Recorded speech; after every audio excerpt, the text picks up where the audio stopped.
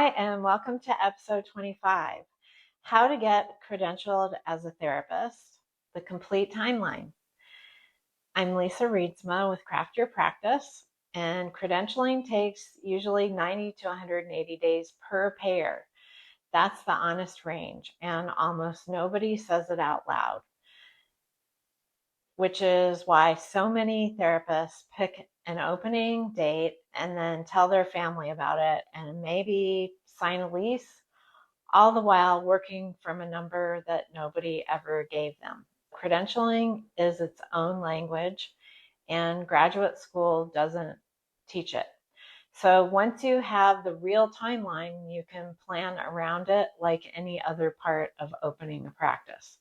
In this episode, you get the whole thing, the 5 stages, what each one actually costs you in time, which part you can genuinely speed up and which part you can't, and the one rule at the end that decides whether you'll get paid for the work that you already did. I've been through this in 5 states, independently and through platforms, and I made most of the mistakes in this episode myself. So part 1, the number nobody gives you and why. The number is 90 to 180 days per payer, and everything else in this episode hangs off of that. So per payer means each panel runs its own clock. If you apply to 4 panels, you're not waiting 6 months. Once you're running 4 separate 3 to 6 month clocks, which is completely fine when they overlap and expensive when they don't. So I'll come back to that because it's the single costliest mistake in this whole process, and it takes entire seasons of income off of people. So nobody hands you this number for reasons that turn out to be pretty ordinary once you look at the actual numbers. The payer won't give it to you because the timeline on their website is a best case. They're not obligated to hit, and telling you the truth would only generate phone calls that they'd rather not take. So your graduate program didn't give it to you because your program was built to teach you to do therapy, not to run a business that bills insurance. So other therapists mostly don't give it to you either, and that one is the interesting one to me. They lived through it, they got through it, and then they got busy, and the memory of that stretch fades away, and any bad feelings, I guess, maybe were forgotten. So the timeline ends up being common knowledge in the profession and almost never said out loud to the person who needs it most, who is the person about to start. So when your only reference point is a hopeful number, every ordinary week of waiting reads as evidence that something has gone wrong with what you've submitted, and nothing has gone wrong with you. This is what the process looks like when it's working correctly, and knowing that changes what you do next. So part 2, stage 1 and 2, get your house in order and then build CAQH. So the first 2 stages are the ones that you fully control, and together they take about 2 to 4 weeks if you work at them. So stage 1 is getting your house in order, and it runs 1 to 2 weeks, and you need an NPI, malpractice coverage that's active rather than pending, your business entity and your EIN if you're practicing as an entity, a practice address, and a resume with no unexplained gaps. A gap you didn't explain becomes a question, and a question becomes a request for information, and a request for information becomes another month or so. So those 5 items are hard prerequisites, not paperwork that you can tidy up later while the application moves. A missing piece stops the application silently at the very front. While you sit there believing that you're in a queue, The 5 also have to match each other exactly. The name on the malpractice policy, the name on the NPI, the name on the entity, and the address on all of it. A mismatch reads to a payer as an inconsistency. Inconsistencies get set aside for a human being to look at, and that human being has a stack. So stage 2 in your CAQH profile, and it also runs 1 to 2 weeks. So this is the file every payer reads about you. You build it once, you attest to it, and then payers pull from it. It has to be complete and attested before you apply anywhere, because an incomplete CAQH profile means your application arrives at a payer that literally cannot read who you are.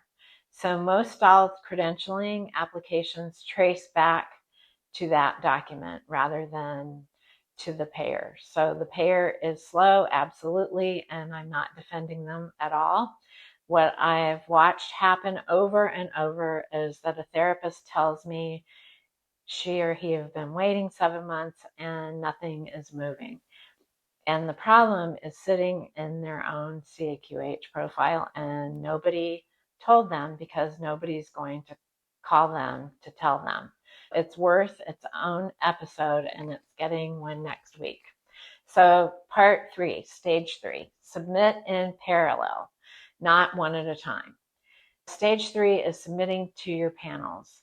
The submission itself takes a few days, and the whole thing that you need out of this section is that you submit to all of your panels in the same stretch rather than one at a time. This is the shortest stage in the entire process, and the one where people lose the most time, which is a strange sentence until you see how it happens. So the way it usually goes is that a therapist applies to one payer first, sensibly, to see how it goes, and then she or he figures out that they'll learn the process and get through it, and then apply to the next one with everything that they learned. It sounds careful, and it sounds like the reasonable way to do it. And then you run the clock. That first panel takes 4 months. They get approved. They apply to the second, and that one takes another 4 months. And then they apply to the third. And by that time, they have 3 payers, and it's taken them nearly a year and a half. And most of it is waiting for permission that they could have had waiting for them all at once. So the panels aren't aware of each other. They don't coordinate. They don't penalize you for applying to more than one. And there's no queue position that you're giving up by doing them all at the same time. So each application is its own independent process running its own independent clock. When you submit to 5 panels in the same week, all 5 of those clocks start in the same week. 90 to 180 days later, you have 5 decisions instead of 1, and you did the waiting once. None of that is a hack. It's just the shape of the thing. And it stays invisible until somebody draws it for you. So pick your panels deliberately, which is its own decision and its own episode, really. Then send all of them in the same stretch, and the choice costs you nothing extra, and it can save you a year. Part 4, stage 4, the want and the lever that does not exist. So stage 4 is the wait, 90 to 180 days.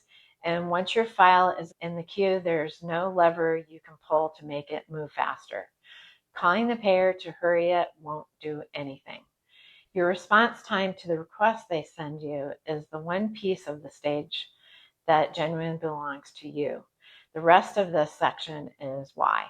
I once spent 2 hours on hold over a single claim, and when I finally reached a person, I explained the whole thing, and within about a minute, it was clear that the woman on the other end of the line had no authority to resolve any of it. She could look at a screen, she could read me back what was on it, and that was the end of what she was allowed to do. She promised me a call back, and the call back never came. So I was frustrated at her for about a day, and then I understood what I'd actually been looking at. And that's the part I need you to hear. She was not the problem. The payer had made a deliberate decision to route its provider line to staff who were never given the power to fix anything. And that line exists to absorb your call rather than to resolve it.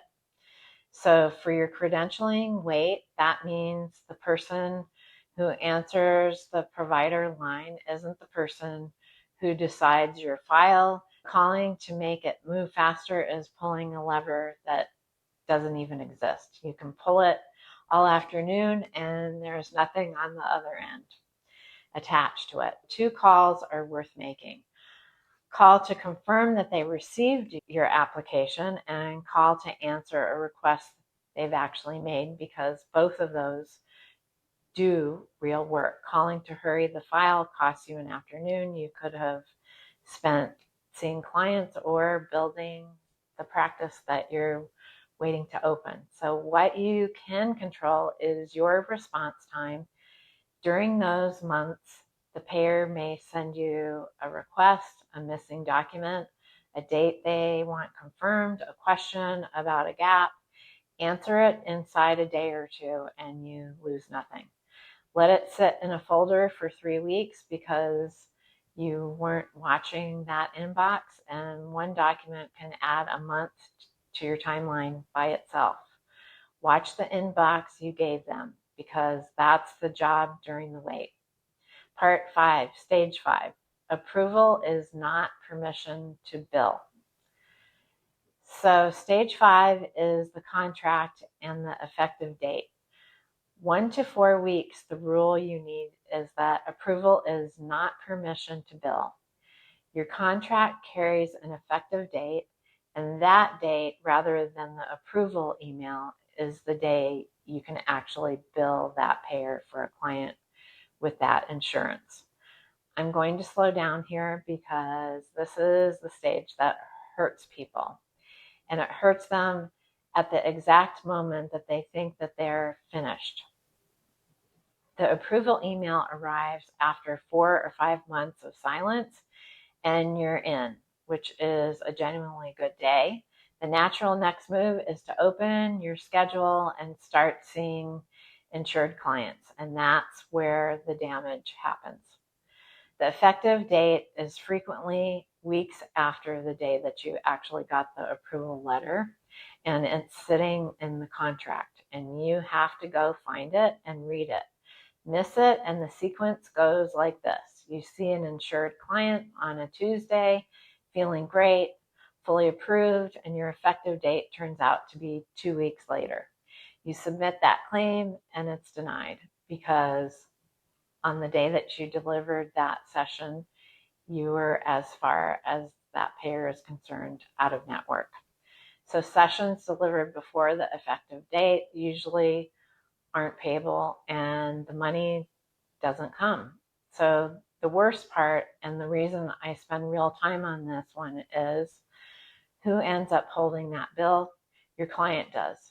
They came to you believing that they were seeing you in network, and because you told them that you were and believed it yourself, now they have a bill that they didn't agree to and didn't plan for, and you're the one who has to explain it to them in week 2 of their therapeutic relationship over something that was entirely avoidable. So the rule is small. Find the effective date in the contract, write it on the calendar, and don't see an insured client on that panel before that date. 10 minutes of your attention, and you never have that conversation. Section 6, the timeline end to end.